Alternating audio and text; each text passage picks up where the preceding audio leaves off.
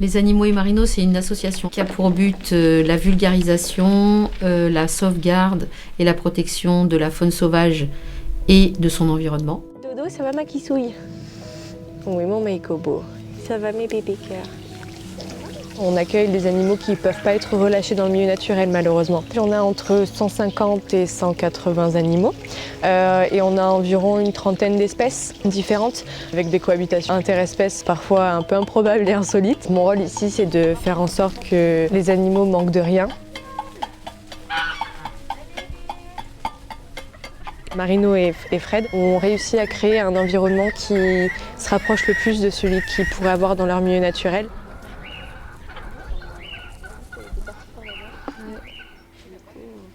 On leur apporte aussi beaucoup d'enrichissement. René, bon, bah, tu vas casser la glace? Ouais, allez. Nous, quotidiennement, on est de l'enrichissement de par nos odeurs. Ça va être rapporter un rondin de bois avec une odeur particulière. Ça va être ramener des feuilles du milieu extérieur. C'est ramener quotidiennement quelque chose de nouveau dans leur environnement pour pouvoir pallier au mieux à leur vie en captivité et les enrichir quotidiennement. On n'a aucune aide, aucune subvention au niveau de l'État malheureusement, puisque les animaux qui sont ici sur le refuge sont considérés comme nuisibles. Pour pallier à ce manque de revenus, on a mis en place des activités. Il y a l'atelier soigneur, la visite guidée, le dîner au petit observatoire et le Marine Marino est passionné par les vieux trucks et il les a aménagés pour en faire des chambres.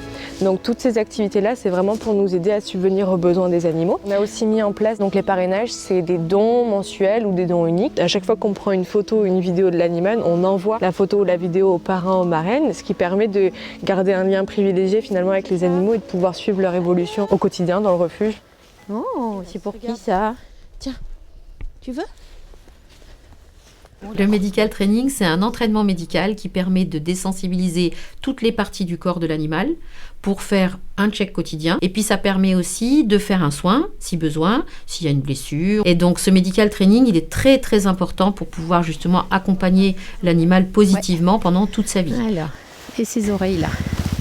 Ça va ces oreilles-là? L'imprégnation, en fait, c'est de faire en sorte que n'importe quel contact que les animaux vont avoir avec l'être humain soit une ressource positive plutôt qu'une source de stress. L'imprégnation, en fait, elle se fait quotidiennement dans la vie d'un animal. Ici, au refuge, on considère que c'est indispensable pour la vie d'un animal sauvage qui vit en captivité malheureusement parce qu'il ne l'a pas choisi. Amener à ce que l'animal ne soit plus stressé par l'être humain, c'est un travail qui se fait, à mon sens, toute la durée de vie de l'animal. L'action pédagogique qui est menée par le refuge, expliquer, montrer aux gens ce qu'ils n'ont pas l'habitude de voir et ce qu'ils n'ont plus l'habitude de voir. On a perdu un petit peu ce contact et ce que ça éveille à l'intérieur de soi, les émotions que ça éveille et ce qu'on va pouvoir faire, avoir des clés, repartir avec des clés, avec un petit bagage qui permet au quotidien de pouvoir mettre en place un petit peu toute cette protection de la nature. Mon rêve le plus précieux, c'est qu'on puisse répondre aux besoins des animaux toute leur vie,